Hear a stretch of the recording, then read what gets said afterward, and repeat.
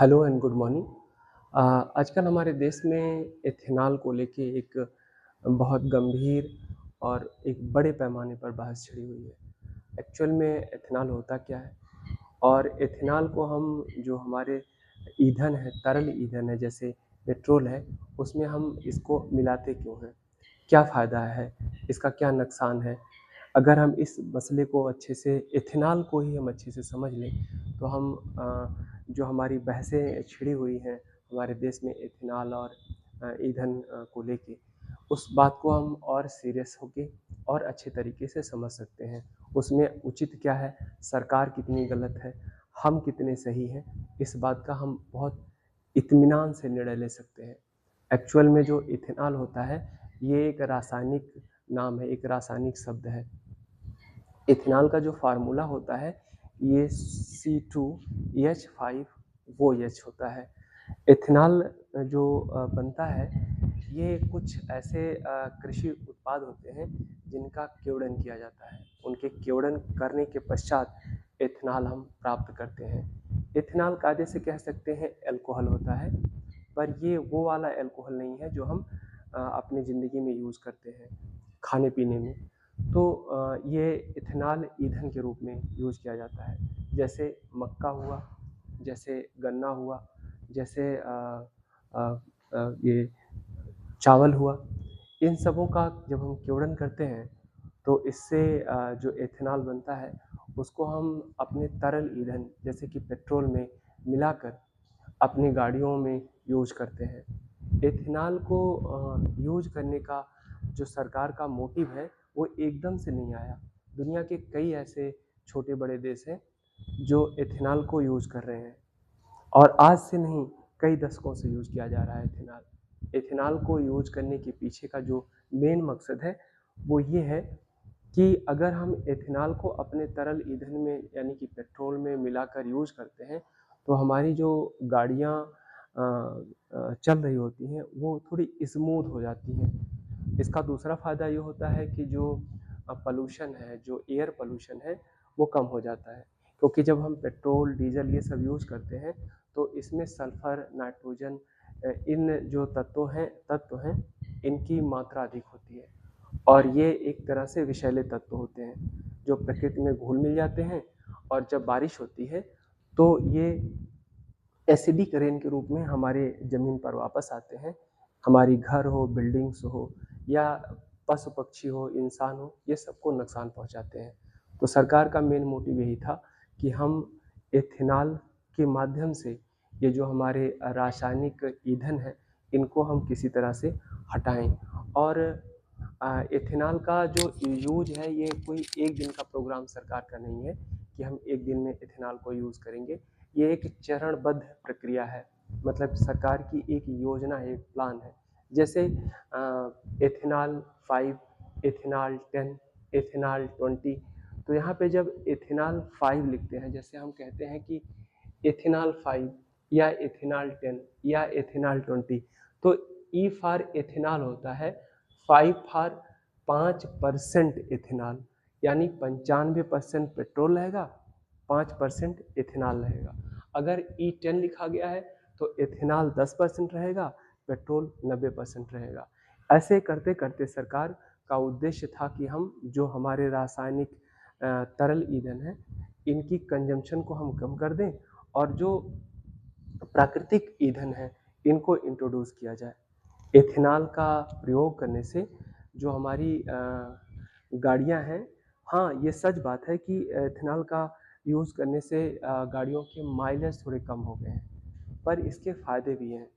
और जो जिस तरह का शोर मचाया जा रहा है कि एथेनॉल से माइलेज कम होता है, नो डाउट एथेनॉल से माइलेज तो कम है, पर एथेनॉल के यूज़ होने से जो प्रकृति को, जो पर्यावरण को सपोर्ट मिल रहा है, जो विषैली गैसें रिलीज़ हो रही हैं, उनकी भी तो मात्रा दूसरे साइड में कम होती दिख रही है। एथेनॉल का यूज़ करने से नॉकिंग की प्रक्रिया कम हो जाती है गाड़ियों में। नॉकिंग हमारी गाड़ियों में जब हम स्टार्ट करते हैं, तो जो पेट्रोल होता है वो स्पार्क प्लग के पास पहुँचने से पहले ही हवा के साथ मिलकर जलने लगता है।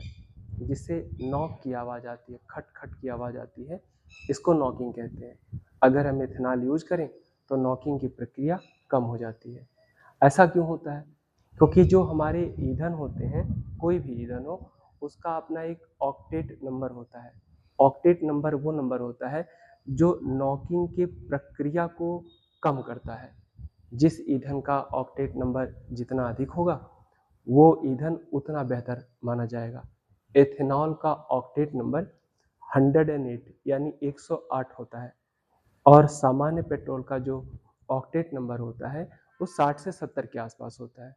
तो अगर किसी सामान्य पेट्रोल में हम एथेनॉल मिला दें, तो उस पेट्रोल का ऑक्टेट नंबर बढ़ जाता है। ऑक्टेट नंबर के बढ़ जाने से नॉकिंग की जो प्रक्रिया है वो घट जाती है। यानी जो गाड़ियाँ हैं वो ये आवाज़ नहीं करती और उन गाड़ियों की जो लाइफ है वो लाइफ भी बढ़ जाती है। जैसे एथेनॉल के बहुत सारे लाभ होते हैं। अगर हम एथेनॉल को पेट्रोल में मिलाएँ तो नॉकिंग घटता है, वायु प्रदूषण कम होता है, गाड़ियाँ स्मूथ चलती हैं और इसका एक ज़बरदस्त फ़ायदा ये है कि जो हमारे किसान हैं, इनको जो इनकी जो फसलें हैं, उनका यूज़ हो जाता है। जैसे जेट्रोफा हुआ, जैसे गन्ना हुआ, जैसे मक्का हुआ, कुछ ऐसी फसलें हैं जो नकदी फसलें हैं, जिनको किसान अपने खेत से डायरेक्ट बेचकर पैसा बना सकता है। तो इससे किसान को भी फ़ायदा होता है। ऑक्टेट नंबर जो होता है, ये पेट्रोल को समय से जो पहले जल रहा है, उस प्रक्रिया को कमज़ोर करके और नॉकिंग की प्रक्रिया को रिड्यूस करने की मतलब कम करने की एक व्यवस्था देता है। अगर नॉकिंग गाड़ियों में हो रहा है, तो इससे कई तरह की हानि होती है। नॉकिंग होने से जो गाड़ी की शक्ति है, इंजन की शक्ति है, वो कमज़ोर हो जाती है। इंजन जल्दी गर्म होने लगते हैं और इन सब के पीछे जो तेल का कंजम्पशन है, वो बढ़ जाता है। इसलिए सरकार का जो मेन मोटो था कि हम जो एथेनॉल है इसको चरणबद्ध तरीके से बढ़ाते जाएंगे E5, E10, E20 करके। हर सरकार का एक अलग-अलग विभाग या अलग-अलग सिस्टम को देखने का एक अपना-अपना मंत्रालय होता है। भारत सरकार में पेट्रोलियम एंड गैस जो मंत्रालय है, वो हरदीप सिंह पुरी साहब को दिया गया है, जो दिल्ली यूनिवर्सिटी के हिंदू कॉलेज से एमए की डिग्री उपलब्ध किए हैं और हासिल किए हैं और पहले के वो आईएफएस ऑफिसर रहे हैं। इसलिए हम कह सकते हैं कि वो बहुत इंटेलेक्चुअल पर्सन है।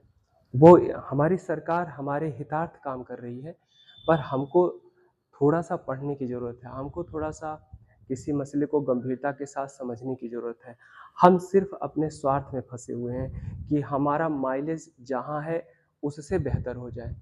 चाहे हम प्रकृति के साथ कोई छेड़छाड़ कर लें, चाहे प्रकृति कोई भी कीमत चुकाए, पर हमारा जो माइलेज है, जो हमारी सर्विस है, जो हमारी फैसिलिटी है, वो हमेशा बनी रहे। पर अगर आप भी इस मसले को समझना चाहते हैं, अगर आप हमारी बात से सहमत हैं, तो आपको जाकर 3 मेन पॉइंट पढ़ने चाहिए, 3 मेन टेक्निकल टर्म्स पढ़ने चाहिए। पहला तो एथेनॉल शब्द क्या होता है? दूसरा नॉकिंग किसे कहते हैं? तीसरा ऑक्टेट नंबर क्या होता है? ऑक्टेट नंबर क्या होता है? अगर हम इस तीनों नंबरों को, तीनों शब्दों को अच्छे से पढ़ लें, तो हम इस बहस में अच्छी तरह से अपनी समझ रख पाएँगे, अपने विचार रख पाएँगे और हमारी प्रतिक्रिया हमारी सोसाइटी को इन्फ्लुएंस करती है, इम्पैक्ट डालती है। तो अच्छा होगा कि हम अपने साथ-साथ अपने प्रकृति के बारे में भी सोचें। अगर मैं यहाँ पे कहीं पे कुछ गलती कर रहा हूँ या मैं कुछ अ, एक नया नज़रिया दे रहा हूँ किताबों को पढ़कर, तो प्लीज़ आप मेरे साथ मुझे कोऑपरेट करिएगा। शुक्रिया।